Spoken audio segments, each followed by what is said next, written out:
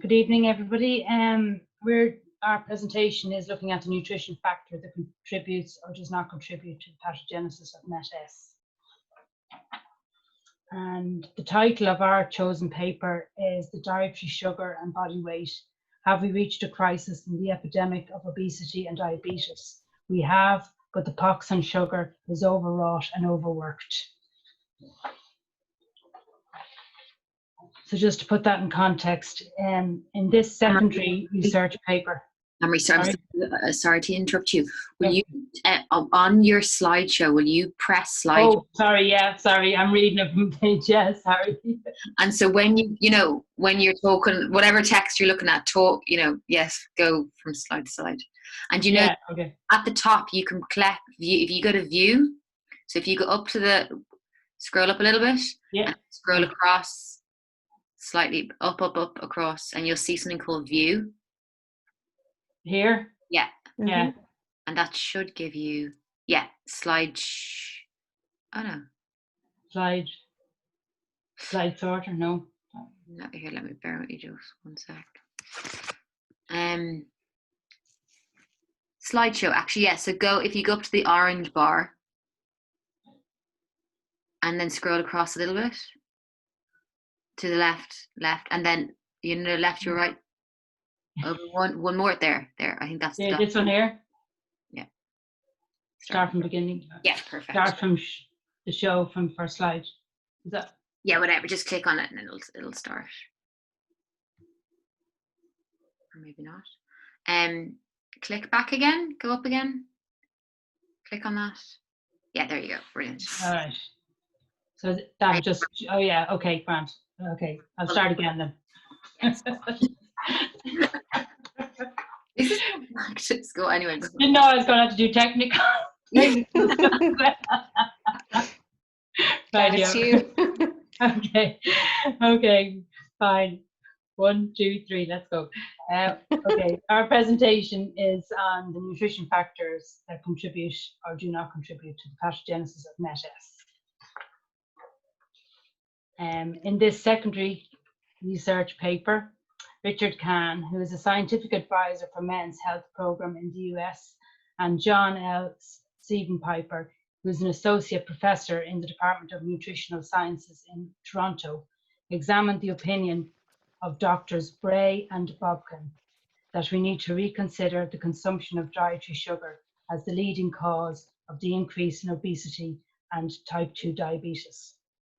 In this paper, by way of a narrative review, Kahn and Siebenpiper put forward a counter-argument that there is no convincing evidence that dietary or added sugar in the form of sucrose or high fructose corn syrup has any more of an impact on the development of obesity or diabetes than any other form of calories. They do this by outlining the issues. Sorry. Yeah. Will you just click on to the next slide? So whatever slide you're reading on. Sorry, I'm reading off page, sorry. They do this by outlining the issues they have with the research used by Bray and Bobkin. That is, small sample size, types of study, short length of trials. It is widely accepted that diet, particularly the Western diet, high in saturated fat, trans fats, salt, refined carbohydrates and sugar, plays a key role in the development of MET-S. This review focuses on challenging the research relating to the role of sugar in weight gain and the development of diabetes. We know that the high intake of sugar and refined carbohydrates is strongly linked with the development of insulin resistance, obesity, non-alcoholic fatty liver disease, and dyslipidemia, which are all factors in the development of MET-S. However, it is argued here that the research to date is not convincing enough to prove that the calories from sugar cause weight gain or diabetes any more than calories from other foods. Sucrose comprises of one molecule of glucose and one of fructose. The increased use of high fructose corn syrup as a sweetener in the last 30 to 40 years has increased our intake of fructose. There are 5 factors attributed to why fructose, more than sucrose, is involved in the development of MET-S. It is metabolized in the liver and an inducer of hepatic lipogenesis. It does not stimulate insulin, but is associated with insulin resistance. It drives the Maillard reaction 7 times faster than glucose. It does not suppress satiety, and it has an impact on blood pressure. Again, it is argued here that the research does not support the role of fructose in weight gain, and it is no different, and its role is no different to the role of calories from other macronutrients. I'll pass you now over to Norma. Great. So it's widely accepted that diet plays a key role in the development of MET-S. High sugar and refined carbohydrate intake are strongly linked with insulin resistance, obesity, non-alcoholic fatty liver disease, and dyslipidemia, all factors that are associated with MET-S. However, whilst we can see there are numerous mechanisms by which overconsumption of these foods can lead to MET-S, the research is far from conclusive. In this paper, the author sets out to prove that there is no conclusive evidence that any dietary or added sugar has any unique or detrimental impact relative to any other source of calories on the development of obesity or diabetes. He does, however, agree that it has no nutritional benefits, and for those of us who wish to reduce their energy consumption, ingesting less sugar is a good place to start. In the paper, high fructose corn syrup and sucrose are the sugars he's mainly referring to in the studies, as these are the main sugars added in today's food production. He states that whilst glucose and fructose are metabolized differently, the belief that high fructose corn syrup is metabolized differently is a myth, and that there are no studies to show there is any difference between the two when given isocalically, nor is there any difference in sweetness or calories. The papers that he reviews all have the outcome of showing that high sugar consumption can have negative health impacts on health outcomes. He, however, investigates these papers further and finds that none of the outcomes of these are conclusive. He agrees that whilst in the early 80s, when sugar consumption increased, there was an increase in obesity. But in the year 2000, sugar consumption declined considerably, yet obesity has continued to rise, so states that obesity may also appear to be related to environmental changes. On the trials analysed, he states that virtually all had fewer than 100 participants, were short-term interventions, and publications were biased except for 2 trials on children. These children's trials still showed no adverse effect of sugar on body weight. Some of the trials showed heterogeneity and publication bias. None of the studies mentioned had adjusted for energy consumption, so he maintains that the association could be down to excess energy intake and not a unique effect of sugar. With reference to the trials, he states that the only way to determine if sugar itself causes weight gain would be via a random control trial, in which sugar consumption was the only variable in otherwise identical groups. This would eliminate the possibility of co-founding from pre-randomization factors and would determine the effect of sugar independent of other dietary components. He refers to sugar and its relation to diabetes. He questions the outcomes of the trials, stating that even if one believes that sucrose or fructose may adversely affect metabolism in relation to the development of diabetes, all the trials were too short, so therefore this doesn't provide any evidence that diabetes would develop. The adverse effect of consuming sucrose-sweetened beverages and their effect on appetite and satiety is discussed, and again he argues that there is no persuasive evidence that sugar in these beverages enhances energy consumption or that liquid energy is more weight-promoting than solid energy. He believes that placing the blame on sugar lacks any persuasive evidence and has set out to show this throughout the paper by putting forward a counter-argument by showing flaws in the studies analysed. Any adverse effects are due to excess energy consumption, and it is this excess energy consumption that is more likely to be the cause of obesity and diabetes. And I'm going to hand you over to Rachel, I think, now. Yeah. Hi. The journal has a cross-mark logo, which provides a standard way for readers to locate an authoritative version of an article. It gives readers the status of the document and information of where it was published. It was published in 2014 by the American Diabetes Association 6 years ago. This is a strength in the field of nutrition as the new discoveries are so fast-paced. Generally, a good frame of reference is within 10 years. However, with nutrition and science-based research, recent is best. The paper is a secondary research. It is a narrative review that provides a counter-argument of an opinion review. Description of the research made this clear. They cite many papers within it, including random controlled trials, systematic review, and meta-analysis, which are considered the gold standard of research. They argue that RCTs are the preferred methodology to determine whether sugar itself causes weight gain. The paper's hypothesis clearly stated that there is no clear evidence of any dietary or added sugar having an impact on obesity and diabetes. The aim of the paper was to explore this. They highlighted that in the sample size, all the individual trials meta-analysed in the 4 reports were under 100 participants, which is considered weak research because the smaller the sample size, the more likely the results are by chance. It was indicated that the length of the research being carried out was under a year, which is also not conclusive in demonstrating accurate sampling. Although they do highlight 2 of the trials had been between 200 and 600 participants for 24 months, which is considered strong. They made clear possible bias as they were aware that 3 out of the 5 studies had a high risk of bias. When they took the 3 studies out, they found that the other 2 studies had heterogeneity, which means uniformity.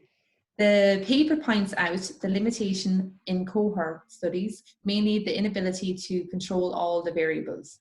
For example, participants had to report exactly what they ingested. This may lead to inaccuracy in the results. They argue that the studies did not consider overall energy intake and not just the unique effect of sugar itself. For example, Harvard cohort studies showed that consumption of French fries, meat, ratios had a similar effect or greater than as sugary beverages.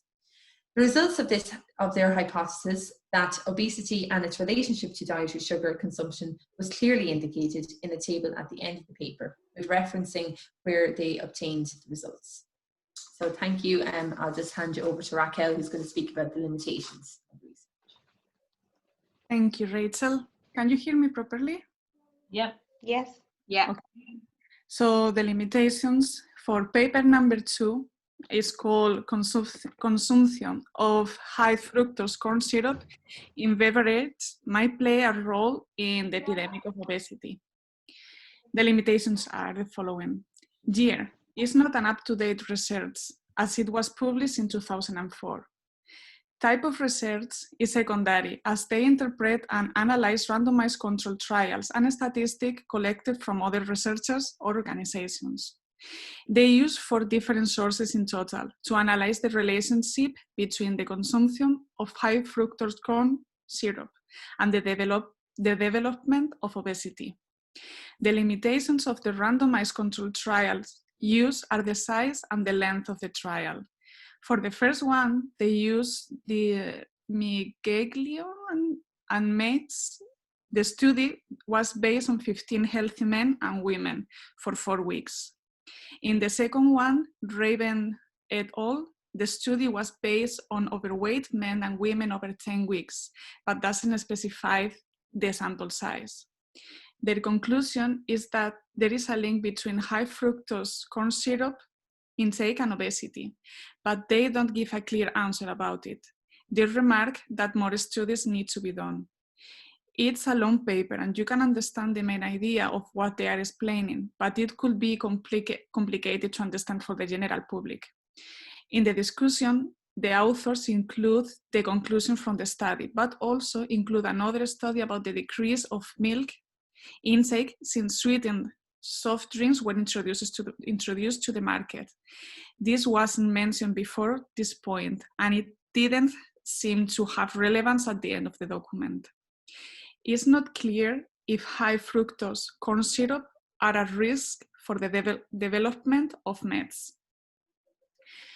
And the limitations for paper number 3 for low dose aspartame consumption differently affects gut microbiota host metabolic interaction in the diet-induced obese rat. The limitations are the following. Year, published in 2014, is not really an up-to-date research. Type of study is a mouse study. Size and length of the trial, 10 to 12 animals during 8 weeks, so it's quite small. Despite the author explaining their methods clearly, it's a very complex article and not very easy to understand, but the main idea of what they are looking for is clear. The authors claim that more research needs to be done in order to be sure that aspartame consumption is linked to increasing the risk of METs in population-based studies. It does not include areas of possible future research. And now for the conclusion, I handle it back to Norma. Thank you.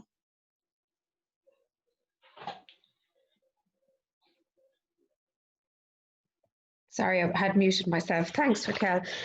So the conclusion is that from the outset, the authors set out to provide a strong argument that there is no clear persuasive evidence that sugar is the main culprit for the development of diabetes or obesity in today's world. He argues that the condemnation of sugar is misguided and examines the flaws in the studies that place the blame on it. He strongly hypothesizes that if there are, in fact, any adverse effects of sugar, it stems from the calories it provides, and therefore it is no different from any other caloric food. Excess consumption of any calories may, in fact, lead to the development of obesity and diabetes. The papers analysed were all shown to have flaws and limitations, and he states that the ideal trial would be a randomised control trial.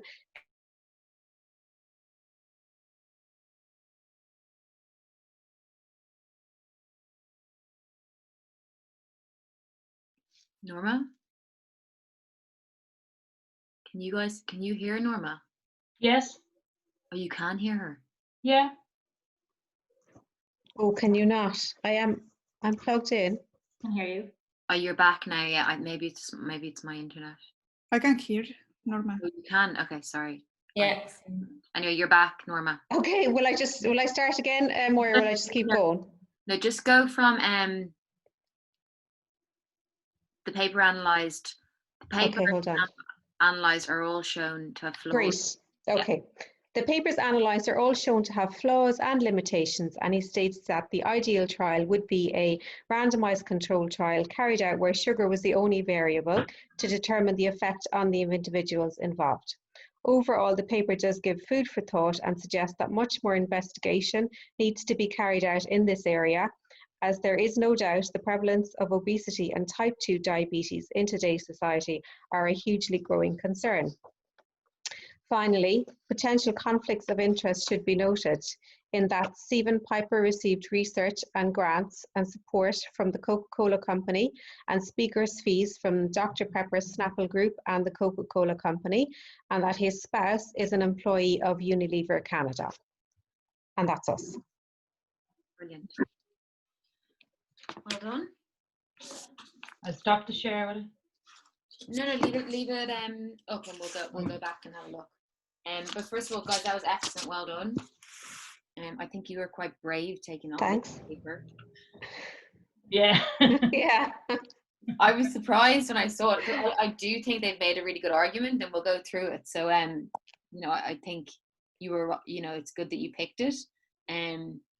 But as you said, a lot of students stay away from it because of the fact that it is, there is a level of conflict of interest there. Yeah. It's good that you've highlighted the strengths in the paper anyway, because it definitely, they put across a very good argument.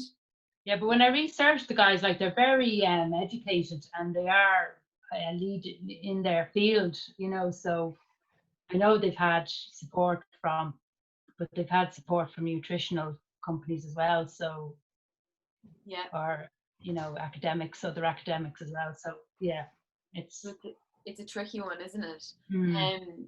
Well, let's go through, because you did point out there, let's go back to, because we can talk about it as we go through, because you did point out, I think the first thing that was really good was that you did point out their credentials. Yeah.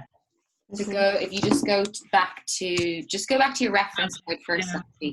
Oh, sorry, I haven't got control. I forget. You're in the driving seat. Yeah. There we go. Yeah. No, I think it's good that you picked it's because it was it does have strong. They have put across a strong argument. So just go back one more.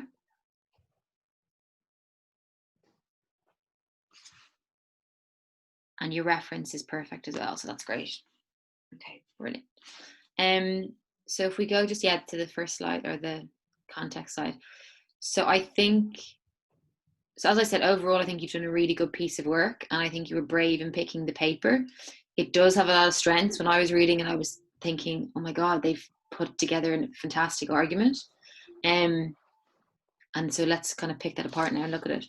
I think, as you've said, Anne-Marie, you picked out, you know, I suppose when you look at a narrative review and you see that it's funded by Coca-Cola, alarm bells obviously do go off. Yeah.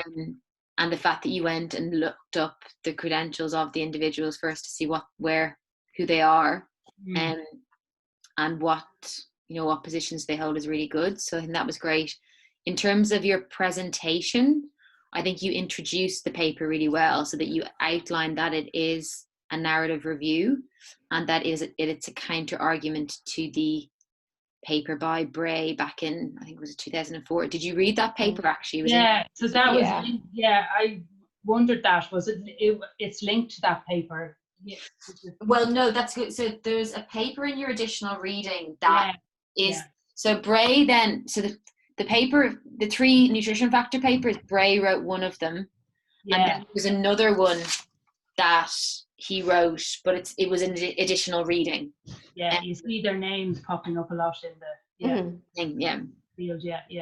So you introduced this really well, and it was good that you mentioned that it is a counter argument, and then you outlined really clearly their position, which is good. I think then if we go down here, you again brought in further points in the review. This part here, this was bringing in points, the 0.5, yeah. That was bringing in parts from the PowerPoint, wasn't it? For the most part. Were you kind of here introducing your understanding of it? If we surprises of one of them. You said somewhere that you have to cover your understanding of what knowledge and how. That's exactly. So that's what you're trying to do there. But I didn't want to bring too much of what Norm was going to talk about into this slide, so it was kind of tricky to.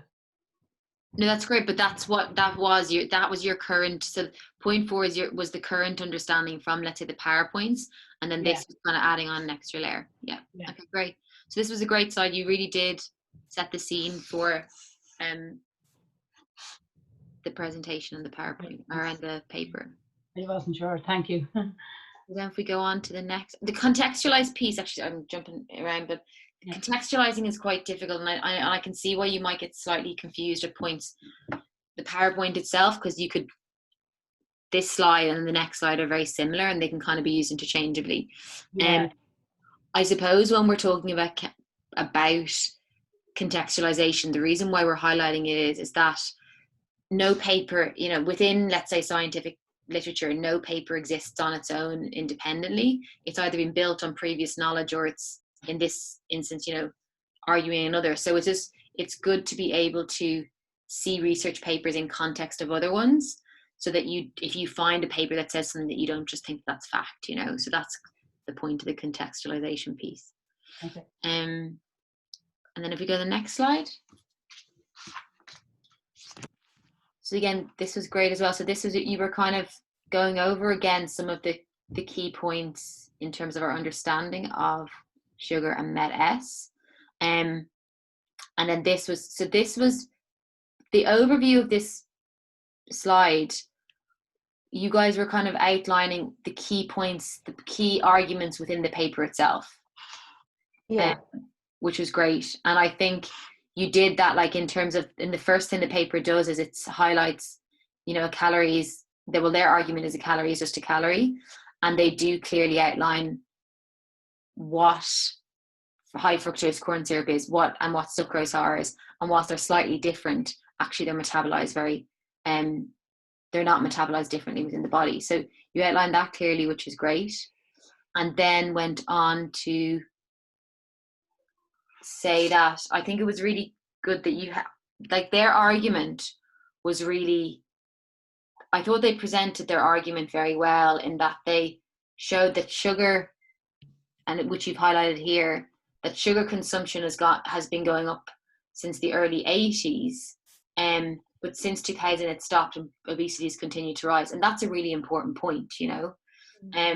So that was a good starting point for their paper, and then you went on to outline that, you know, we need to look at RCTs, and then I think on the next slide you have identified that they also criticized the type of cohort papers, you know, that they were using to form their argument, because you can't control for confounding. So that was really good within that.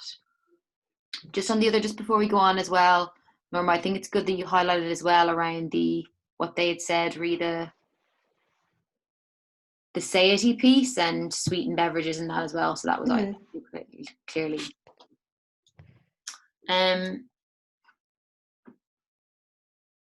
So then in terms of the strengths, so you've pointed out some really important strengths here. The fact that it's 2014, that's great that you noticed that. When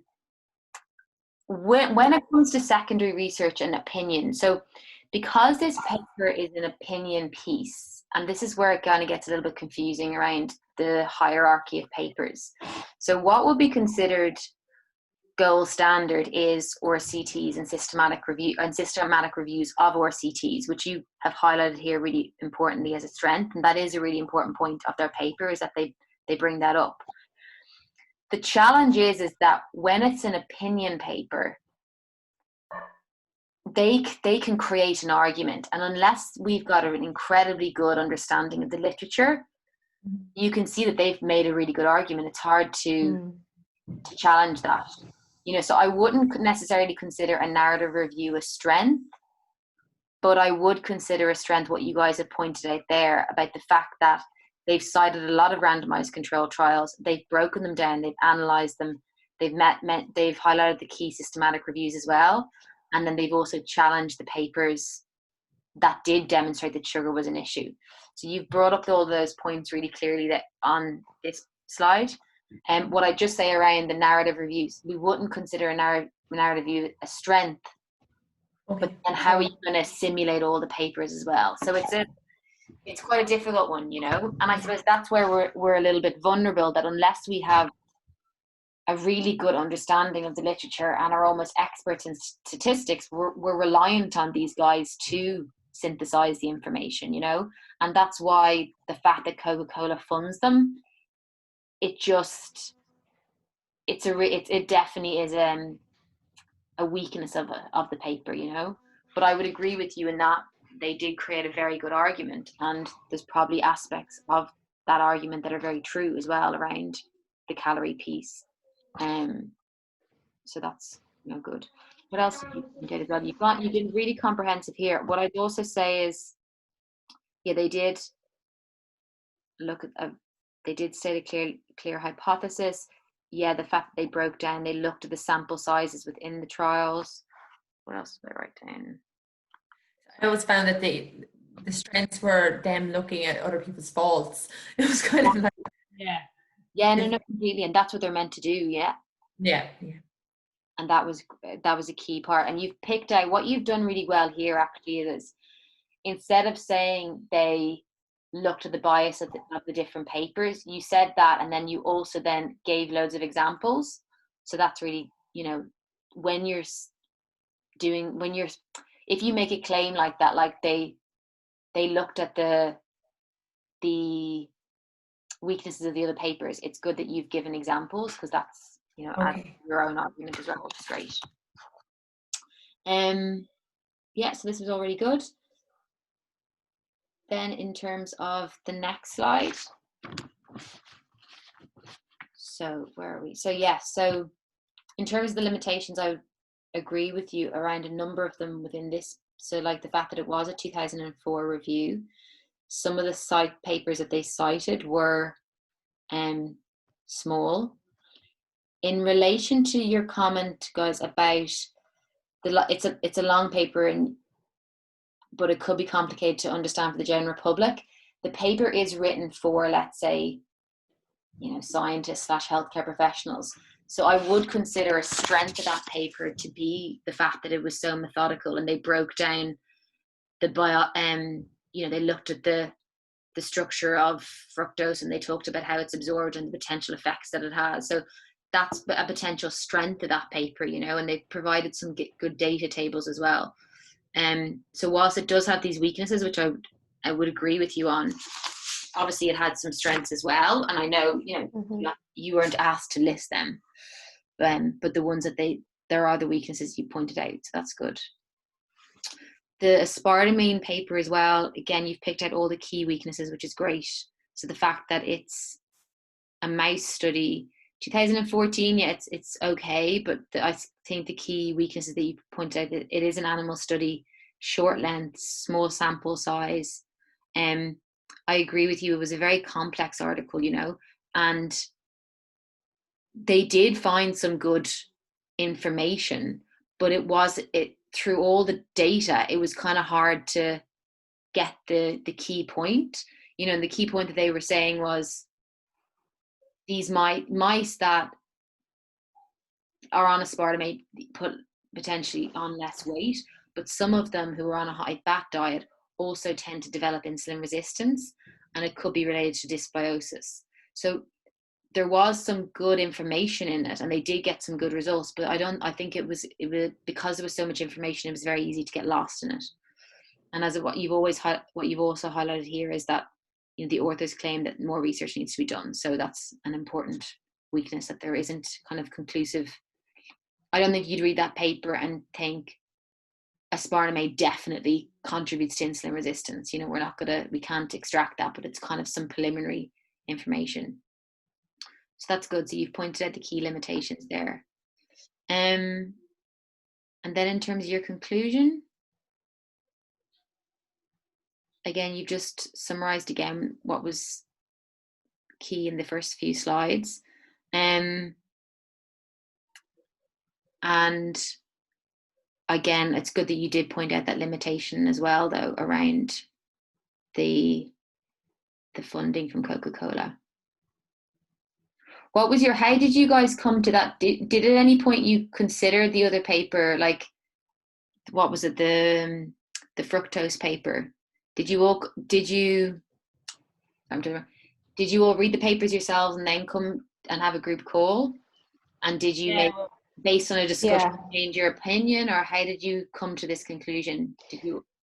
We just we all came to the kind of conclusion that that paper was the easiest for us to understand and to talk about. I was interested in the one about aspartame because I'm just very interested in that in artificial sweeteners. I think that's fascinating, but I wasn't confident enough to talk about that that paper was very complicated to talk about. So I think we all kind of came to the decision together that the first paper was the one that we would feel confident talking about. Yeah, that's fair enough. Yeah, definitely. And they did, because I was saying to the SELs on Monday, they did create a very good argument. The fact that they talked about I think the paper itself was well structured, and there was a clear their argument built. Yeah. Right. So well done. So let's see. So that is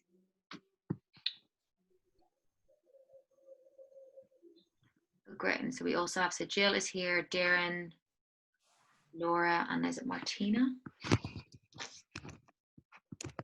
Yeah, I'm here as well. Hi. Hi, Maura.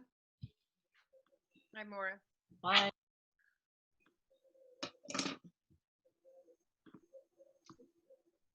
So if everyone's here, we'll just get started then with the next group. So environmental factors, people. Jill, just my internet's a little bit weak this evening, so we're just not going to put videos on. Is that okay? Oh yeah, that's fine. Yeah, that's great. Well, No problem. No, well, yours is on. Oh, sorry. Not great. Okay, mine is off now. Okay, great. So I don't know if you heard, what we're going to do is that there's 15 minutes for the presentation. If you go a tiny bit over, that's fine. Don't worry. But if you go a little bit over, if you go like 10, 15 minutes over, I will kind of step in because we just need to get everyone finished this evening. But what we'll do is if you guys deliver the presentation, one member from the group can share your PowerPoint. And then at the end, we can go back through it and I'll just highlight to you. I'll give you some feedback. So, Or do you want to share it? but do you have it? You starting, Joe? Yeah. I'm starting. I don't have the PowerPoint, but I'll just start anyway. Is everybody here? Like, is Laura there as well? Yeah. Actually, here, but what I'll do then is I'll share it. If it doesn't. She has the updated version of it. Yeah. Have you made any changes to it since you sent it to me? Laura sent it to you, so I don't know what's updated on it actually. So that's the most up to date, the one we sent this morning. Yeah. Okay. Okay. Well, if we all have our relevant parts, then we'll go. Are you going to put up the PowerPoint?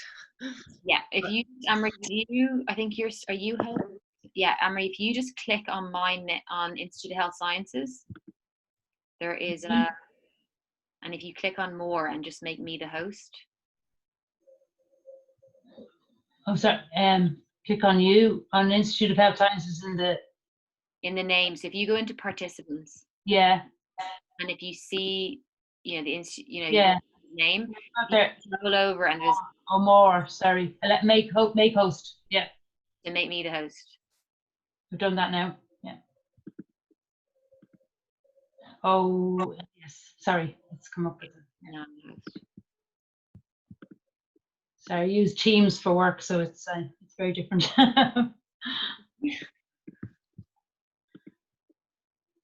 Okay. Okay, great. So we'll let you.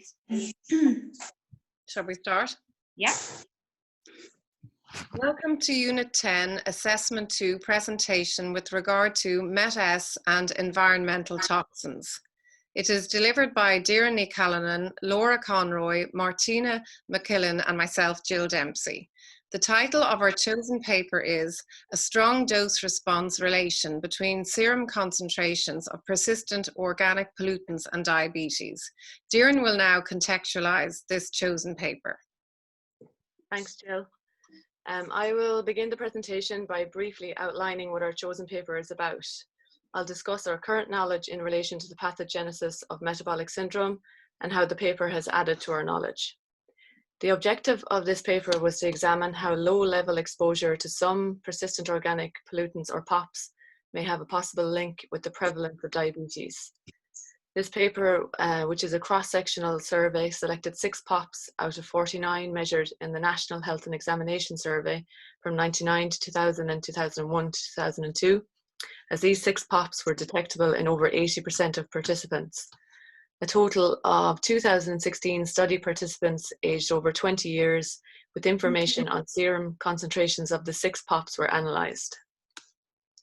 And the results of the study showed that prevalence of diabetes was strongly positively associated with all 6 POPs, detectable in at least 80% of the sample, after adjustments for age, sex, ethnicity, poverty income ratio, BMI, and waist circumference were made. These cross-sectional findings, although not definitive, highlight that further study between dioxin exposure and diabetes is necessary. So POPs are man-made chemicals that have become widespread environmental contaminants. These pollutants persist in the environment and can bioaccumulate in tissues, enhancing their toxicity in humans and wildlife.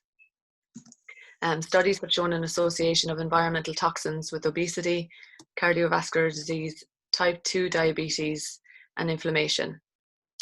The proposed mechanisms behind the association of environmental toxin exposure and the pathogenesis of metabolic syndrome include endocrine disruption, disrupted insulin signaling, inflammation, and appetite dysregulation. So just in relation to the knowledge we've gained from reading the paper, there's 3 points we'd just like to highlight. First one is that lifelong, constant, low-level exposure to POPs may have a more significant impact than short-term exposure to high levels of POPs. And secondly, there was no association between obesity and diabetes among subjects with non-detectable levels of POPs, despite the substantial numbers at risk in each BMI category. So basically, obesity did not increase the prevalence of type 2 diabetes among subjects with non-detectable POPs. And lastly, it was just that diabetes prevalence tended to be stronger amongst younger subjects, Mexican Americans, and obese subjects. So now I'll hand over to Martina, who will discuss the mechanisms by which POPs contribute to the pathogenesis of metabolic syndrome. Thank you. So the study describes 2 mechanisms by which exposure to dioxin can lead to the development of insulin resistance and subsequently type 2 diabetes. The first mechanism proposes that exposure to the specific dioxin, TCDD, will lead to decreased expression of insulin-responsive glucose transporter GLUT4. Normally, a rise in blood glucose levels stimulates pancreatic beta cells to release insulin. And once insulin binds to receptors on target tissue, GLUT4 transporter proteins move into the cell membrane and glucose passes through GLUT4 and into the cell. The second mechanism described in the paper suggests that TCDD upregulates the expression of tumor necrosis factor alpha, which is a pro-inflammatory mediator which is involved in the development of insulin resistance and the development of type 2 diabetes. Tumor necrosis factor alpha is mainly produced in adipocytes and peripheral tissues. And studies have shown that tumor necrosis factor alpha causes tissue-specific inflammation through the generation of reactive oxygen species. And as a consequence of impaired insulin signaling pathways, increased levels of TNF-alpha induces insulin resistance in adipocytes and peripheral tissues. And this then can lead to the development of type 2 diabetes. It is important to note that both mechanisms proposed in the paper are for the specific POP TDCC. However, the study itself does not investigate TDCC, so we can only assume a similar mechanism for the investigated POPs. And now I'll hand over to Laura for the strengths and limitations of the paper. Thank you, Martina. So firstly, I'll talk about the strengths of our chosen paper, and then I'll look at the limitations that we identified from the other 2 papers that we did not choose. So looking firstly at the strengths of our chosen paper, some of these include the fact that the paper we chose is actually a primary research cross-sectional study. So this is seen as more reliable than the other 2 papers, which are secondary research narrative reviews. This paper was published by the American Diabetes Association in Diabetes Care, which is a monthly medical journal. So this was seen as a potentially reputable organization. Our review noted no potential or perceived conflicts of interest, such as links to financial gain through marketed products. This was as a result, the study was funded actually by Korea Health R&D project in the Korea Ministry of Health and Welfare, which is from 2 grants, one from the Korea's Ministry of Commerce, Industry and Enterprise as part of their Regional Technology Innovation Program, and also a grant from the US National Institutes of Health. So, and to conclude there, we didn't identify any potential or perceived conflicts of interest in relation to our chosen paper. So the paper also involves a human study. So this is more reliable than animal studies, which were discussed in the other 2 papers that we did not choose. This paper utilized 2 public survey data sets conducted by the US Centers for Disease Control and Prevention. So this was over a reasonable period of time, so 1999 to 2000 and 2001 to 2002. There was also a reasonable sample size of 2016 adults, which was said to be nationally representative of the non-institutionalized US civilian population. So a decent sample size overall. While not noting the full enhanced protocol, The paper, however, did provide a reasonable level of detail describing the methodology and approach of the research study. Furthermore, the researchers referenced 40 research papers that they had reviewed. So now I'll just move over to look at the limitations of the other two papers that we've not chosen. So the other two papers, as I mentioned earlier, were secondary research narrative reviews, which are considered to be less reliable, tend to be more subjective, and also potentially prone to bias. So these papers discuss animal studies, which are seen to be less reliable, and make little reference to human studies, which our chosen paper was mainly concerned with. So one of the papers, which was the paper on the role of the gut microbiome, also noted that it required a well-controlled prospective human study for a better understanding of the link between gut microbiota and environmental factors. So this is linking to the fact that a lot more studies have been taken on animals as opposed to humans, which is the more reliable. So the methodology and approach of these research studies was not discussed in these papers. The papers also appear less scientific based than our selected paper. In particular, the paper on obesogens and the link to obesity appears to be targeted at a knowledge level of the general public rather than an academic or scientific audience. This is particularly in the case when we compare it with our chosen paper. So Jill will now conclude our presentation. Thank you. Thank you. Thanks, Laura. There was good evidence within the review that environmental toxins play a role in metabolic syndrome. Diabetes prevalence was strongly positively associated with lipid-adjusted serum concentration of all 6 POPs, supporting the link between environmental toxins and MET-S. This paper provided confidence over the other papers for a number of reasons. In the first place, it is a primary research cross-sectional study, and it is also based on a study of humans over animals. The paper is a reliable study as it has a reasonable sample size of 2016 individuals in the study, therefore proving statistically that the findings were not just by coincidence or chance. As it is a larger study, it is deemed more reliable than one of, say, 100 people, large enough in its accuracy in terms of population representation, and high enough to achieve statistically significant results. It also provides a reasonable summary of the methodology undertaken during the NHANES study.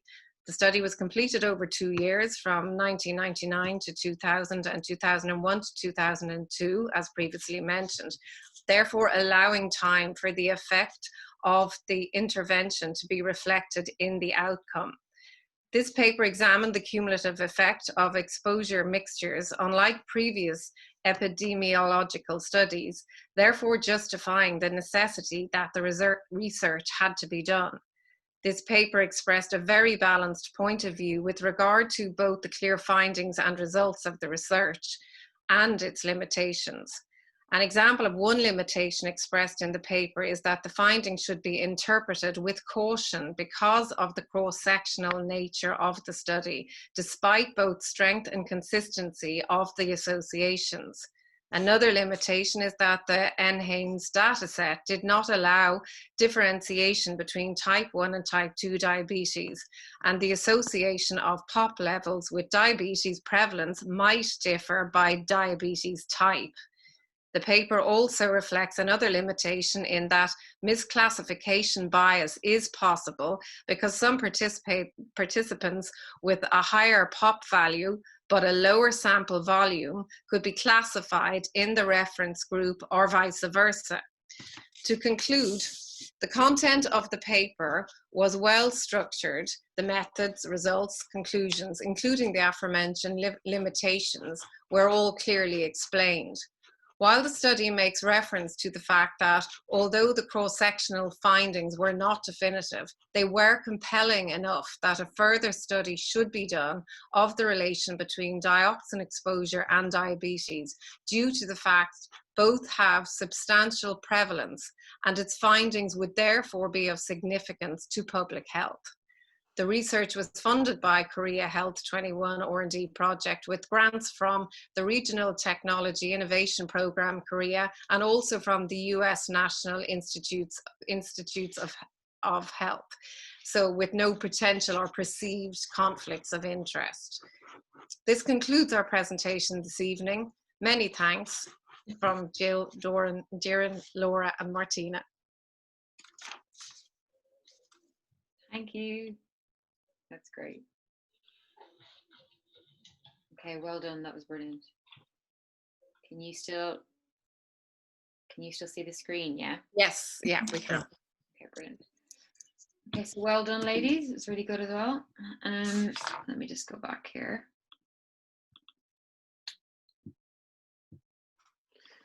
So I think, we'll just go through it now and I'll point out a couple of things. So that was excellent. I think overall, one of the key things is I think the way you created the presentation is really good. Like you highlighted here the bullet points and there are the key outline, and then you expanded, and then within delivering it, you expanded as well.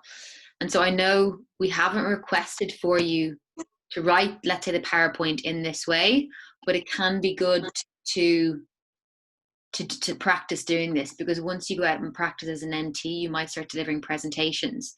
So like for the first group, your PowerPoint was brilliant within the content, and it's a really good starting point.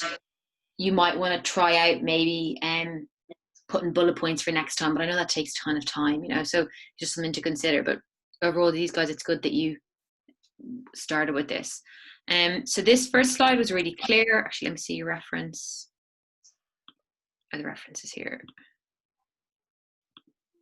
I know we keep going on about references, but it's just really good to get into the habit of writing them correctly, which you have all done so far in this group 1 and 2. So that's great. That reference there is perfect.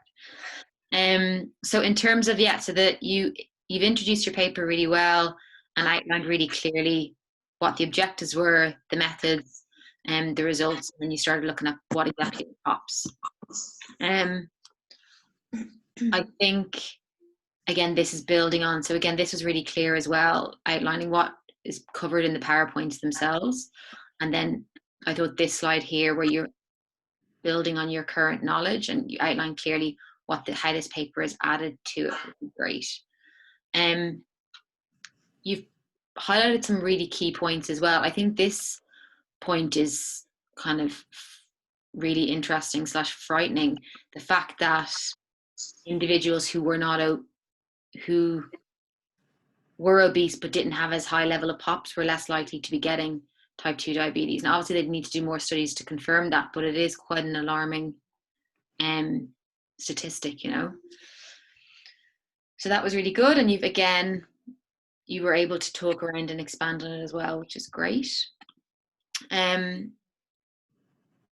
These two mechanisms you guys also explained really clearly. I think it's really good that you brought up that whilst the paper itself has outlined these mechanisms, actually TCDD wasn't studied, or they didn't look at that specific POP in the paper. So it's something to consider. So that kind of level of detail that you pointed out is brilliant. And then the strengths. So again, I would consider, I think overall, and you've alluded to this a number of times, the methods of the paper were really clearly described. The fact that it was human, it was a sample size of over 2,000, there wasn't any conflicts of interest. The fact that, Jill, you brought up at the end of the PowerPoint that it was funded by NIH, that's important. NIH they're called the National Institute for Health in America. They're the main government body that give funding to research. So if you're getting research from them, funding from them, it's a good sign that there shouldn't be any conflict of interest. That obviously always isn't the case, but it's a good starting point. On the cross-sectional piece, I agree with you guys in that the fact that it's cross-sectional, and it was a really good study, it is a strength that it's a form of primary research. In terms of the latter, cross-sectional can be a good starting point, and they're quite cheap. They can be cheaper to do. From a study like this where they've drawn these results, what they should do after this is now do, let's say, a cohort study where they look at people who have been exposed to these POPs and they follow them over time, or a case control. So whilst the fact that it is cross-sectional is a strength, if it was a cohort study or case control, it'd be an even bigger strength, So that's just something to note. The other thing that I'd say in terms of, so you guys have outlined really clearly the validity of the papers, like what's the quality of it. I also think another strength is the results themselves. So it was kind of it was in some ways frightening to see that, you know, exposure to one of the POPs meant that you were 38 times more likely to get type 2 diabetes, which is again absolutely frightening. But the results, the size of the effect was so large, that will be a real strength to the paper as well. So that's that. And again, the limitations, you outlined these really clearly as well. So I think it's really good that you brought up that within the narrative reviews, a lot of the papers that they were citing were animal studies. The narrative review piece is quite, it's a tricky one, isn't it? Because narrative reviews wouldn't be considered as strong a form of evidence, because as you said, they are open to bias, because someone can just, it's like, you know, writing a book or writing a news article, you can just pick the studies you want. And that's why systematic reviews are so much better, because there is a systematic way of going to search the literature. So I think it's good that you have noted that the fact that it's narrative means that it may be more open to bias and potentially less reliable. In saying that, in kind of practical terms though, in your kind of, let's say, nutrition study lives, you'll probably use narrative reviews to inform yourselves, you know, or as, you know, we'll give you additional reading that's narrative reviews in that. So it is a limitation of this paper, but that's not to say, let's say when you guys are going out and you're, let's say, reading about the gut microbiome, you might refer to these articles sometimes. Again, you also picked up on this point, which is a really important one. So that last paper, the one on, I think it was in the Nature magazine or something, but it was a kind of less scientific. It's a great starting point if someone doesn't know anything about toxins, but in terms of reliability of evidence, it wouldn't be considered as reliable. So you highlighted that, which is great. Was there any, there was no other limitations actually, and you've brought them up. Sorry, that's the good part about your conclusion. So it's great here within the conclusion. You've outlined some of the key points and why this paper has provided confidence over others. I think it's great that you expanded, Jill, upon lots of these points, in particular around like the length of the duration of this, the fact that you highlighted some of the key limitations. So it's really important that if you say there's the study notes a number of limitations, it's good that you then pointed them out. So like the fact that they didn't differentiate between type 2 and 1 diabetes, and there was a couple of other ones as well. So it was really good. Well done. Thank you. Yeah. Done. So we'll do you want to add anything, or is there anything you guys want to say? I just want to say the scientific papers are much better. They're very hard to read in comparison to the narrative reviews, which you could see yourself leading towards because they're, you know, easier, but based on what the best type of study is.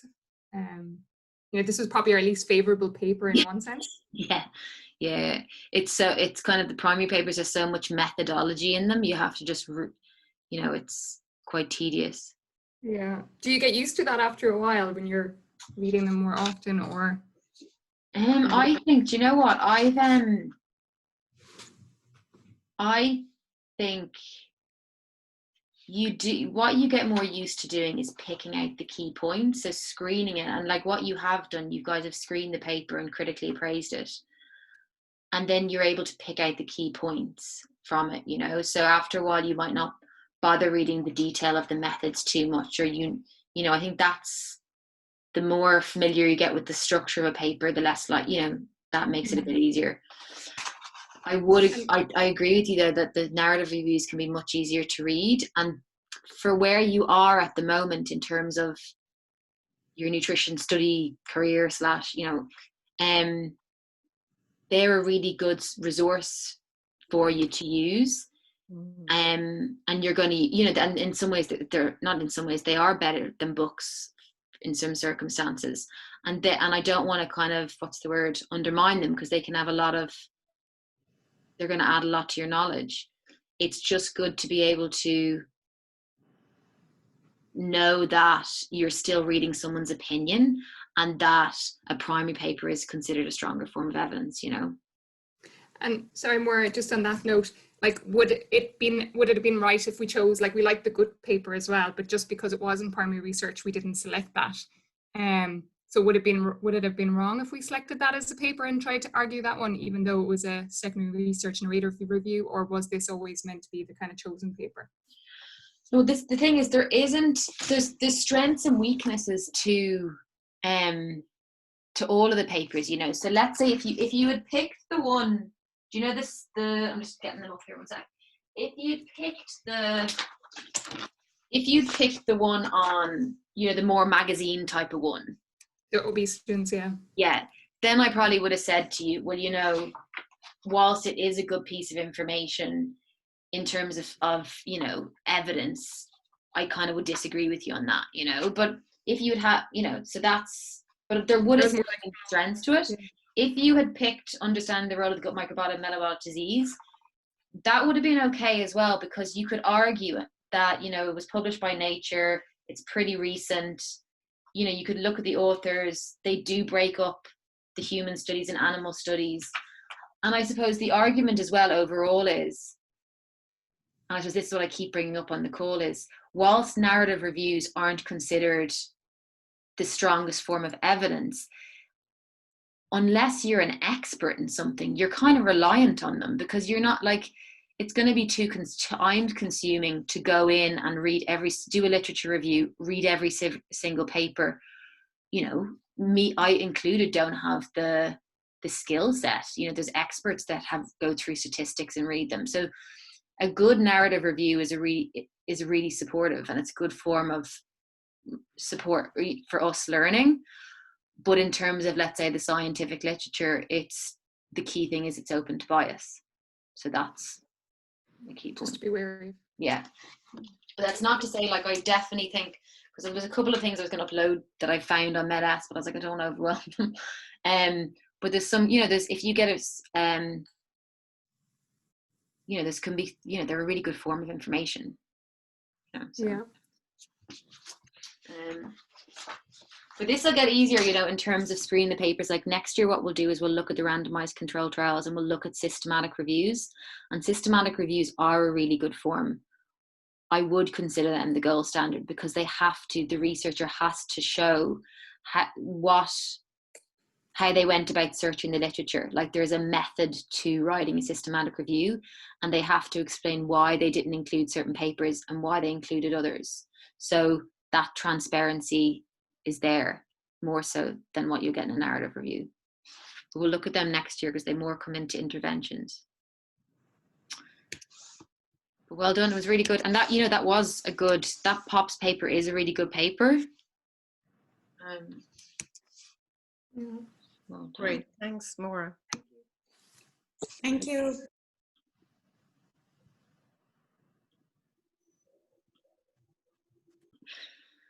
Ta-da! Thanks, Maura. Hi everyone, it's Sarah here. Well done on your presentations. Sarah, one sec, Sarah, you're not sharing your screen yet though. Can you see? No. Can other people? No. No. Right. Sorry, 1 second now.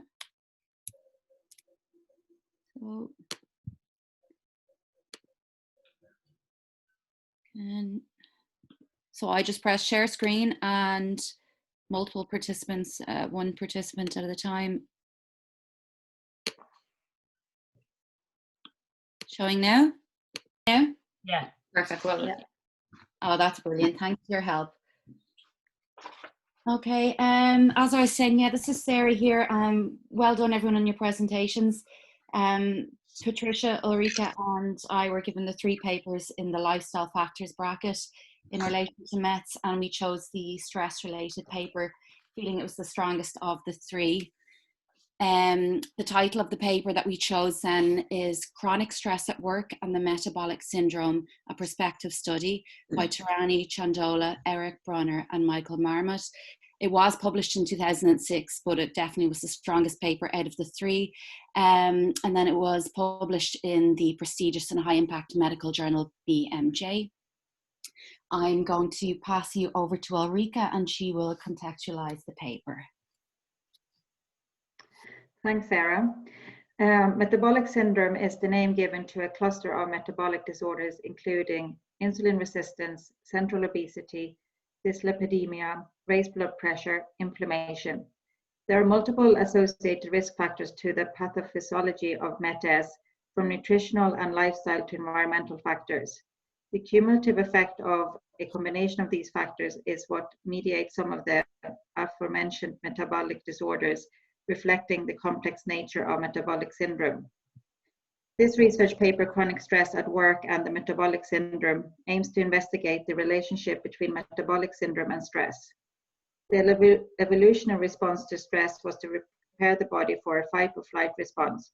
However, in modern society where chronic stress is so prevalent and our lifestyle is predominantly sedentary, those mobilized fuels are likely to bring about metabolic consequences. This has been shown to play a pivotal role to the pathogenesis of MET-S. Research has shown that ongoing HPA axis activation results in insulin resistance. Real or perceived physical or physiological and emotional stressors all have the same effect on the HPA axis. Long-term dysregulation of the HPA axis has been linked to the obesity due to the hypercortisolism promoting visceral fat accumulation. These adipocytes are also known to mediate inflammation. Cortisol can interfere with blood glucose levels by impairing insulin-dependent glucose uptake in peripheral tissues, while enhancing glucose production in the liver. Cortisol can also inhibit insulin secretion from the pancreas and mobilize free fatty acids into circulation. Those free fatty acids also have the capability to interfere with the insulin production and decrease glucose uptake.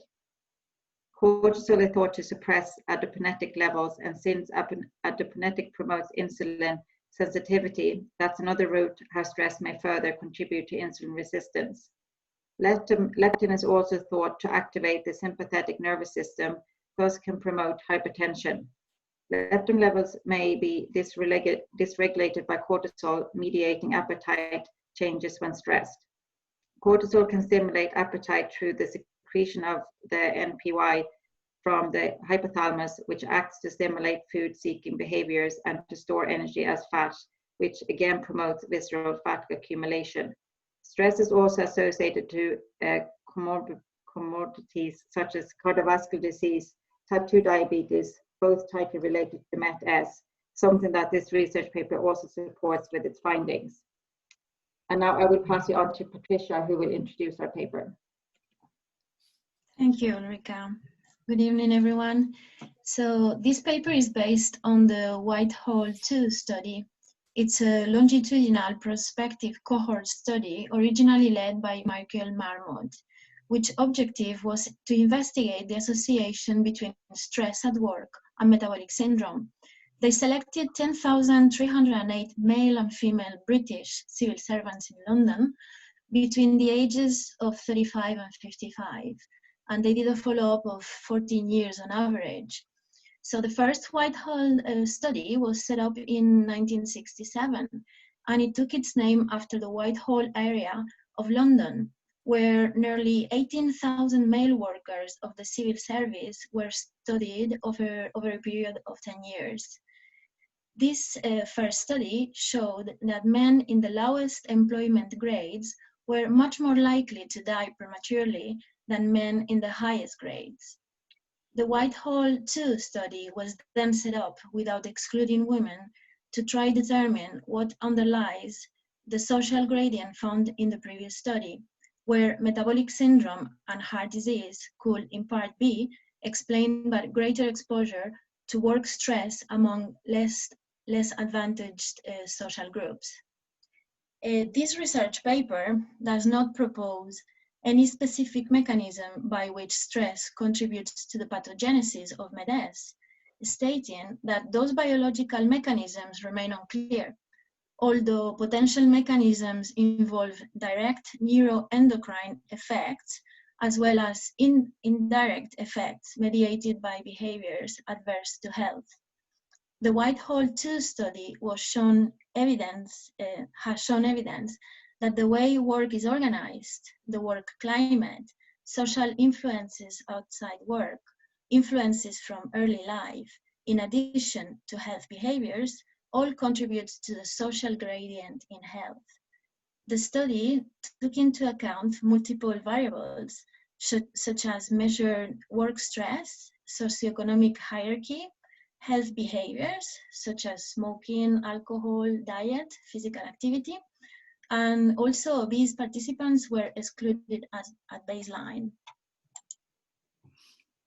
This research found a robust dose-response association between the risk of metabolic syndrome and work stress exposure over 14 years.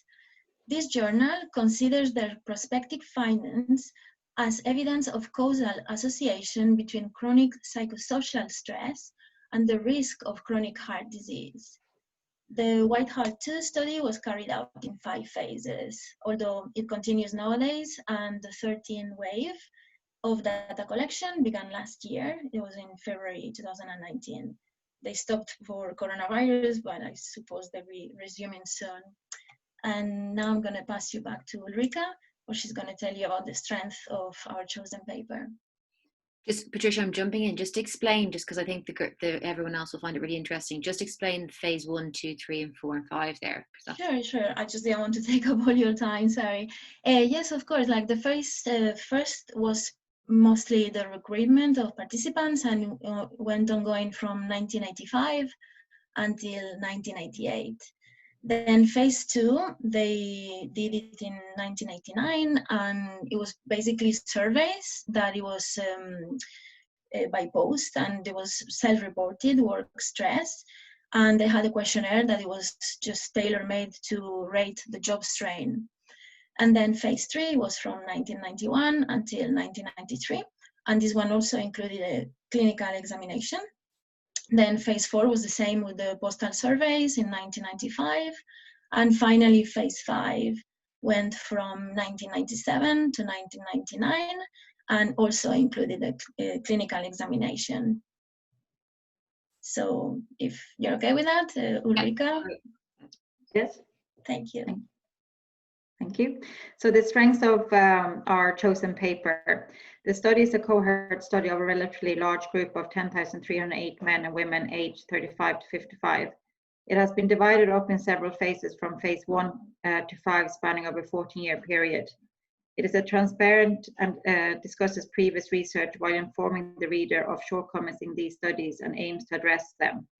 The study has measured work stress over a person's career to provide a more accurate representation of the exposure to physiosocial stress and the cumulative effect on health, looking at the association between work stress and the metabolic syndrome over a 14-year period. The study used numerous ways to receive feedback from the participants over the different phases by using questionnaires and clinical examinations, as well as pondering the variables like sex differences on cardiovascular disease. The methods and measures are described and outlined in detail, informing us on the limitations and boundaries set. The isostrain model was used measuring work stress, job demand, and job decision attitude. Analysis of these data show a steep inverse association between social class and health and mortality from a wide range of diseases. The model is one of the several variants of this concept and concludes that socially isolated high job strain carries the highest risk of heart disease. The report clearly outlines the analytic method used as well as missing data and cohort dropout over the different phases. By phase 5 of the study, the participant rate had dropped to 75%. The result of the study is clearly outlined. The different factors has been taken in account like age, gender, employment grade, health behaviors, including and excluding patients who were obese at baseline. The researchers seem to have produced rigorous study that was very novel and divergent thinking of its time because it's related to work stress exposure and the other variables relating to MET-S. And now, I'll pass you on to Sarah, who will discuss the limitations of the other 2 papers. Thanks, Ulrika. So while each paper held its own merit, there were noticeable limitations to both. The first paper listed sedentary behavior, physical activity, and a continuous metabolic syndrome risk score in adults is a cross-sectional study which ranks slightly weaker on the hierarchy of scientific evidence pyramid scale. Such study approaches are observational methods that determine and collect data from population and sample sets, and are specific to a time period and who can exclude possible prospective follow-through points. The objective was to determine effects of metabolic syndrome in adults with the inclusions of leisurely physical activity levels and sedentary behaviours. It has a small enough sample size which can lower its statistical power. 992 adults, 559 were men, and 443 were women, and then an age range of 18 to 75 years. The study and paper's limitations were apparent. While some findings were deemed as significant, the immensity or extent of the coefficients, the constant measure quantity placed in it, was of low mark, suggesting a minor public health impact and possibly unlikely to garner much further attention. Data calculation on sedentary behaviour and leisurely physical activity was reported rather than objectively measured. Subjective and biased deliverance could reduce more accurate significant associations by possibly overestimating or underestimating the subject's practice and actions. This misrepresentation could have hindered effects on the experimental outcome akin to a confounding variable influencing dependent and independent variables if unaccounted for. Some selection bias might have occurred as well because of the used sample size subjects failing to accurately represent the Flemish adult population. It is also printed that because of the approach of the study type, an observational transfer study, causality of the relationships would not be determined. The second paper is a randomized controlled trial study, which is considered to be a very reliable study type on the hierarchy of scientific evidence pyramid, and is also as credible in withholding bias. This paper's objective was to explore the effects of duration and regularity of sleep schedules on BMI and the impact on metabolic regulation in children. As with the first paper, it is brief in report and details in places. It is noted how limited the study trial was. The sleep pattern of the children was only observed for a week, so it could be considered too short term for study confidence. The children subjects themselves were community recruited rather than specifically selected. There was a low sample size, N308, which would not give assurance to infer gathered information on the population involved and reflected. Just above 1/3 of the children had their blood samples drawn, only 36.6%. This inconsistency was a very low extraction statistic and ultimately did not help include differences between children for whom metabolic measurements were obtained versus not obtained. Regarding BMI standard scores, it only represented single measurements recorded. The BMI elements of different body fat distribution, say visceral and subcutaneous fat measurements, were not included and featured. The paper itself suggested a better approach to have taken would have been via longitudinal measurements over a lengthier period of time, as well as including more realistic scenarios such as school holidays, periods, and vacations to portray a more solid predictive pattern to better determine truer circumstances and rationale for the study. The racial factors demographics of the sample size records majorly white non-Hispanic students, as there was a lack of variety of racial diversity in the community itself. The paper hypothesized that optimal sleep would be protective against the occurrence of weight gain and obesity in children, and the results of this paper also thought exposure variables of weaker sleep patterns exhibited greater metabolic risks. It did have some supportive findings to promote this, but nonetheless, its study was far too basic and short-lived to determine such deeper findings. Now I'll pass you back to Ulrika, who will conclude the paper. Thank you. The study has supported our confidence that stress is a factor in pathogenesis of MET-S because the study was conducted using a large group of both men and women, 10,308, over a longer period, 14 years, broken up in different phases, 1 to 5. The study allowed for numerous external factors outside the work environment that would be important to consider, like health behaviors, daily smoking, no daily fruit and vegetable consumption, heavy alcohol consumption, no exercise. It was conducted over 14 years, measuring the effect on stress over this period, something previous studies have not done. Repeated measurement of work stress over a person's career provide a more accurate representation of exposure to physiosocial stress and its cumulative effect on health. Both these factors adds to the credibility of the report and gives the study a truer result than previous studies done. The study has several factors we feel could be questionable in regard to the more accurate result. There are numerous other factors to think about when it comes to stress and how different people perceive stress. How resilient someone is to stress is very individual, and factors that they have not considered, like genetic predispositions, past life experiences, personal stressors, underlying health issues, and home life are all very important to get a true picture. The study only performed 2 clinical examinations, and the rest of the study relied on questionnaires, self-reporting, and used analytical procedure in account for missing data. It would have been better if more clinical examination had been allowed for to measure some key markers like triglyceride levels, levels of HDL, blood pressure, and blood sugar levels, together with other markers to get a better overview of how chronic stress at work affects MET-S. And what we learned from the paper was that the approach taken of this paper gives credit to the idea and further provokes thought of awareness of causes and effects regarding variables and how health and environmental scenarios are ongoing and evolving elements that may affect the findings. And that concludes our PowerPoint. Excellent, well done. That's great. Thank you. Well done, guys. Really, really detailed. Okay, so let's go back and have a look. Thanks, Moira. Do you need me to stay in control, or will I give this back to you? Yeah, you can just hold on to it. So if you just go back to the beginning and we'll just go through it.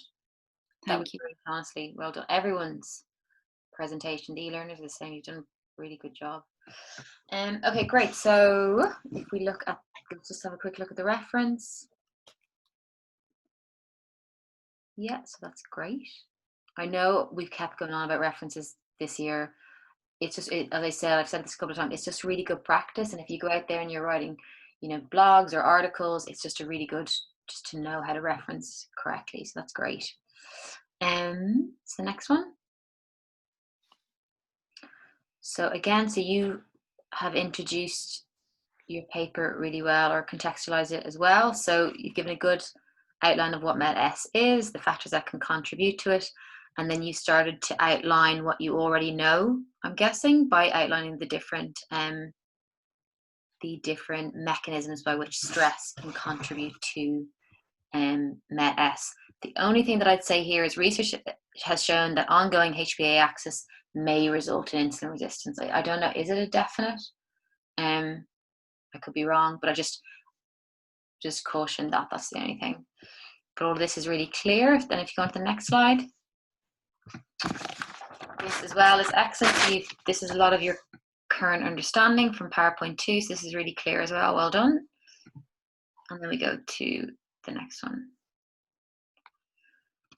So this was excellent, and it really demonstrates that you've done a lot of reading around the study itself. So the first piece here, the first point, you've outlined it really clearly. So it's a longitudinal prospective study, the amount of subjects, where it was carried out, the ages and the follow-up. So that was really clear and concise.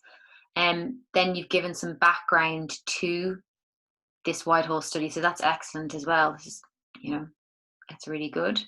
And if we scroll, let me see. So again, and it's good that you highlighted it doesn't propose any specific mechanisms itself, but again, that there are potentially indirect and direct effects by health behaviors.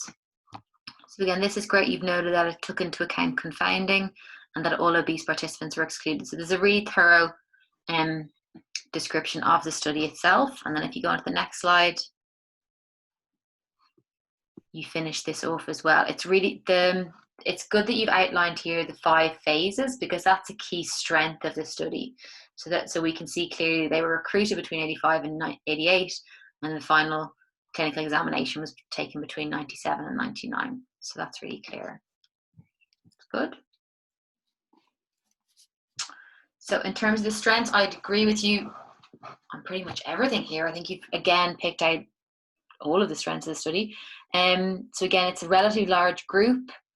The fact that they've broken it up into 5 the different phases, and the key thing you're highlighting is that, and this is a strength, guys, as a whole of these cohort studies, is that they can look over the course of a person's lifetime almost. I think there's a study done about, you know, what makes people happy, and they've studied people over like 50 years or something to see, you know, and I think it comes down to our relationships and that. But so that's a real strength of a cohort study, is that you can follow people over time.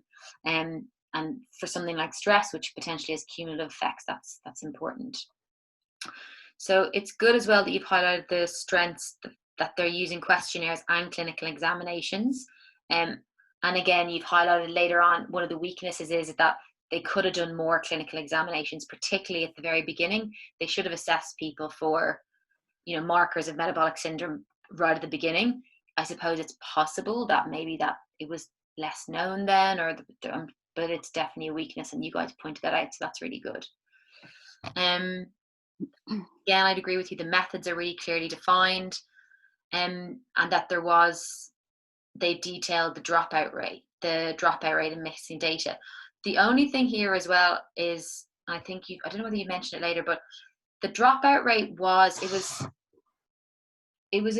was the only thing that I was kind of unclear on, is, do you see the way they had said there was a 75% participation rate, but then overall they had 5,882 complete clinical data. So that would indicate that there was more of a dropout rate than 25% in a sense, you know. So that was just one kind of thing I was a bit not sure on. But overall, I think, sorry Moira, I think on that, if I remember right in the paper, is that by phase 5 that was the dropout rate, but I do think as well maybe some people died, if I'm not wrong. You know, you're right, they said 488 people died. Yeah, so maybe that is the other part then, so maybe they don't include them as dropouts. I don't know. Yeah, that's a good point. Even 75%, it's, you know, it still wouldn't bring us up to 7,500, but no, it is good they noted that there was the final people at the end was 5,882. It's hard to keep people in a study over, you know, follow them over that amount of time. So that's why often when they do start with that larger group, by the end of it, you'll have sometimes just half of it. But again, all of the strengths, I'd agree with. I don't think there was anything else actually from my point of view either. So then if we go to, keep going. That was great though, well done, you really looked through it. So the limitations of the papers. So again, you've pointed out some really key things. So the fact that one of the papers you looked at was cross-sectional, you know, that would, whilst it's a strength in that it's a primary study, if you compare it to a cohort study, it's not considered as high a form of evidence. So that's great that you noted that. There's a smaller sample size compared to the others, so that was key. And again, that you mentioned the point of statistical power. That's really good that you're bringing in those kind of terms. The only question I have is, and I think I understand where you're coming from, and if I'm right, it's great that you're bringing this up, but the study and paper's limitations were apparent. While some findings were deemed as significant, the immensity or extent of the coefficients was of a low mark. Can you just expand on that just a little bit more? And it's more, I'm asking you because I'm interested in what the point that you're bringing up, but I just want to make sure I understand what you're saying. Yeah, so the study and papers limitations were apparent, while some findings were deemed as significant, the immensity or the extent of the coefficients.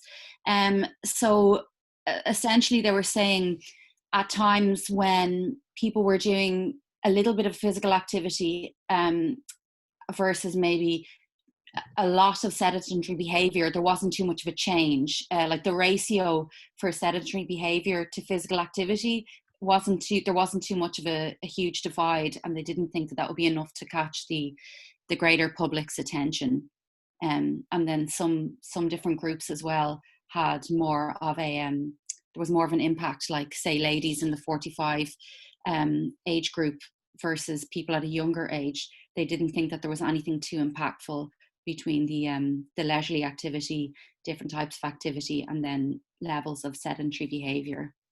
Okay. So you're saying they did a study on the study was on lots of different age groups, and actually the only place where they found that particularly sedentary behavior would have a big impact was only on those over, you know, Women over generally women, yeah, and around the 45 years of age group. It wasn't, it didn't have too much of an overwhelmingly positive impact for other groups.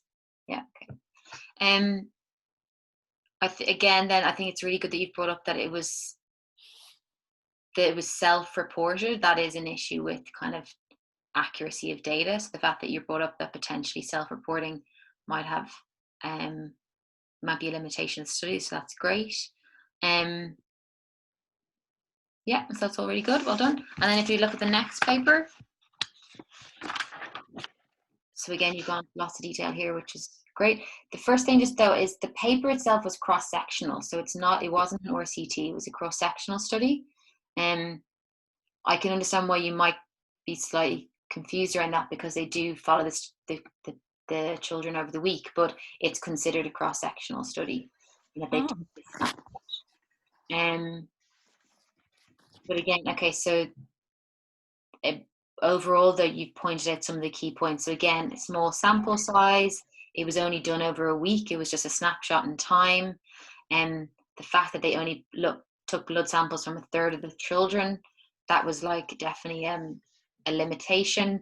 And they measured BMI, they didn't look at body fat distribution. So you've gone into all the key things you've pointed out, which is brilliant. And again, you've noted they seem to take, that there wasn't that, the results from the study weren't very meaningful. All they really found is that obese children were less likely to they sleep less over the weekends, and they were drawing a lot of inferences from that. The actual results weren't that meaningful. And as you said, the study was far too basic to draw the conclusions that they did. So it's good that you pointed that out. That's great.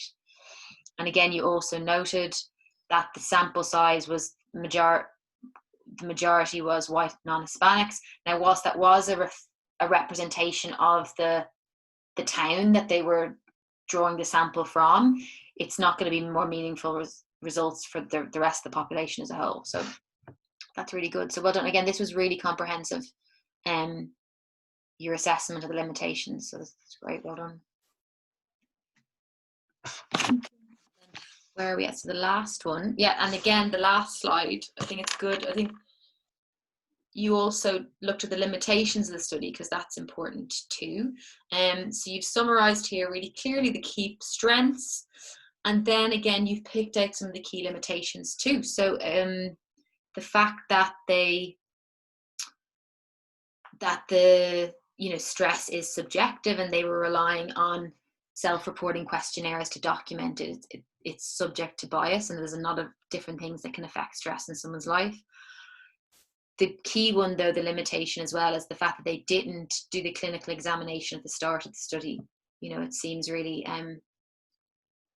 it's not good practice. Like, that's what they kind of tend to do in cohort studies, is they'll look at the exposure, and then they'll follow people over time and check the outcome. But they should have checked to see, relying on BMI alone to see if someone had metabolic syndrome isn't enough. They should have been looking at the triglycerides and HDL and blood pressure and everything, like you guys have said. So that's really good that you've pointed it out. The other thing as well is, at this stage, like, the study is it's old, because they were starting to look at people in the 80s, and it's likely that stress, well, we can't say for definite, actually, it's not fair, but it seems that as a whole, we're all becoming more stressed for a number of different reasons. So if they were to do this study again, they might find an even higher correlation between stress and metabolic syndrome. So that's just another potential weakness. But you've done really comprehensive work, so well done.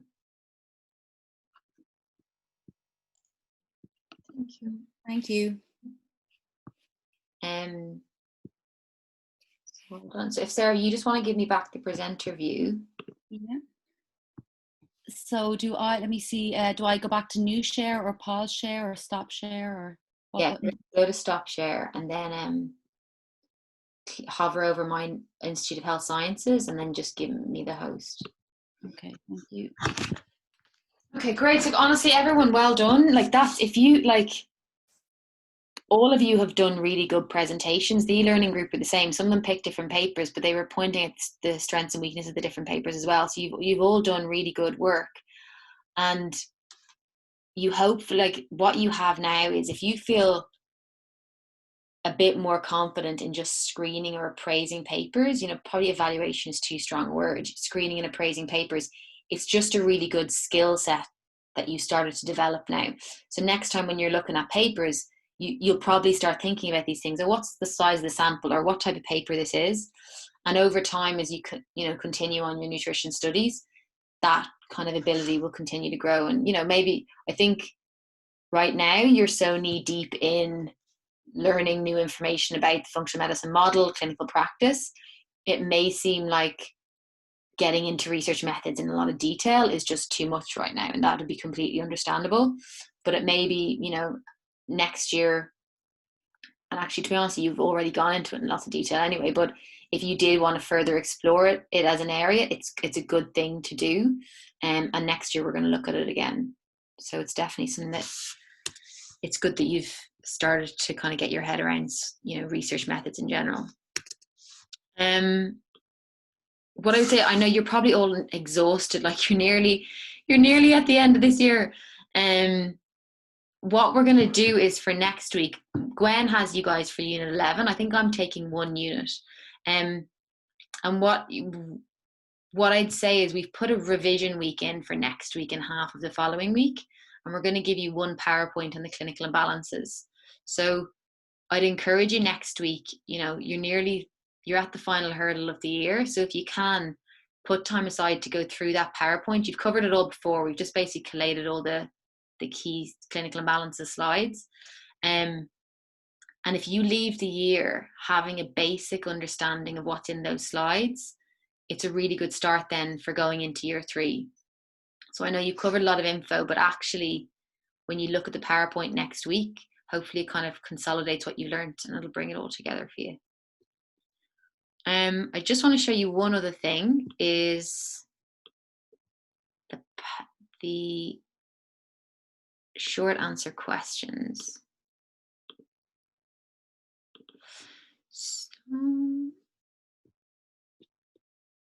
Sorry, just bear with me 1 second. I've got the wrong one.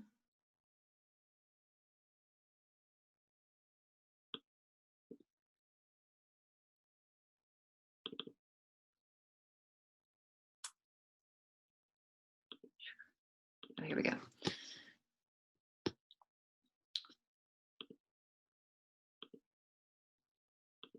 Okay, so so you've done a big bulk of the assessments for this unit now. So the last thing just to do for Sunday is to submit part B, which is the short answer questions.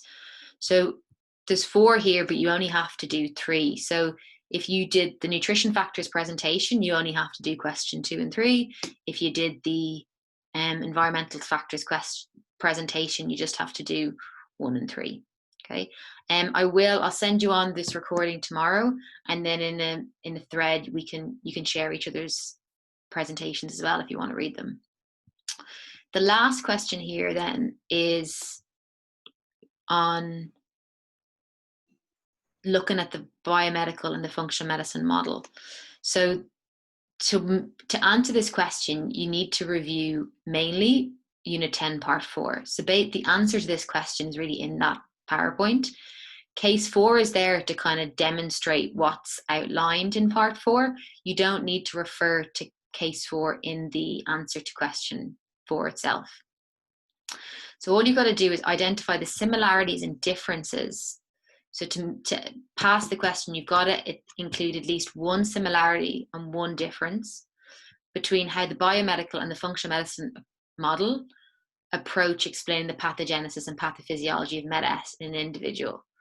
So what that means just is when a client comes in and is sitting in front of them, you know, or basically if they're reading either, what are their similar approaches and how they kind of come to explaining how an individual arrived in that state. So for example, you know, both of them will use diagnostic criteria. So that's one similarity. And then they have differences in how they approach explaining how the individual got to that position. And so in this AC here, you'll see timeline, matrix, and clinical imbalances. So you just need to mention them in your answer. So it's really important that you mention timeline, matrix, and clinical imbalances in your answer, and make sure you include one similarity and then one difference. If you end up including 3 differences, that's, great as well. And really the purpose of this question is just so that you kind of demonstrate that you know how the different 2 models kind of approach a case, and it'll hopefully kind of consolidate what you've learned with the IFM model this year. But it is quite a straightforward question, so don't worry about kind of going and doing extra reading around it. Like, the information is in part 4. The other thing as well is just funny is within referencing for this assessment. So if you're talking about your paper or the different and then the other papers, just you can cite them. So you can say, let's say Bray et al. 2000 and whatever when you're writing the answer, and then just include a reference list at the end. Okay, because that'll save you on word count. So just cite them as opposed to including the full reference in the question answer. So we chose X paper, I chose Bray et al. That's fine. And that is it. And then you're done for this unit. So does anyone have any questions before we finish up? So the answers to those questions should look something like the PowerPoint. We don't use the template for the PowerPoint, but it's similar to really the layout. Yeah, completely. You see here, just you briefly, what you'll have to do is, the PowerPoint is a lot of the information that you've included. There's probably more than 250 words. Oh yeah, so yeah. Instead of like outlining lots of different mechanisms, you might just outline 2 really briefly. Okay. You just condense it. Just to meet this AC, you just have to make sure you outline the strengths of your paper and some limitations, but you don't have to go into lots and lots of detail. Okay, perfect. Thanks.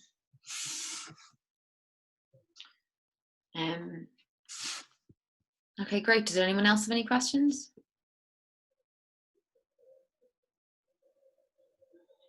No.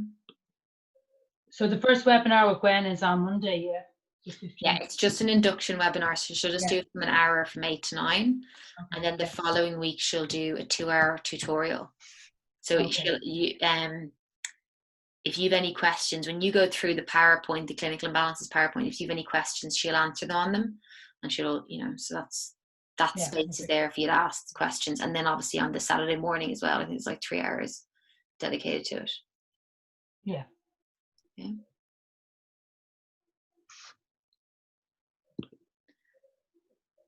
Okay, folks, we've no questions. I'll let you go. Brilliant. Thank you, Moira. Well That's done. great. Thanks, Moira. Thank you, Moira. Take care. Bye-bye. Bye. Bye.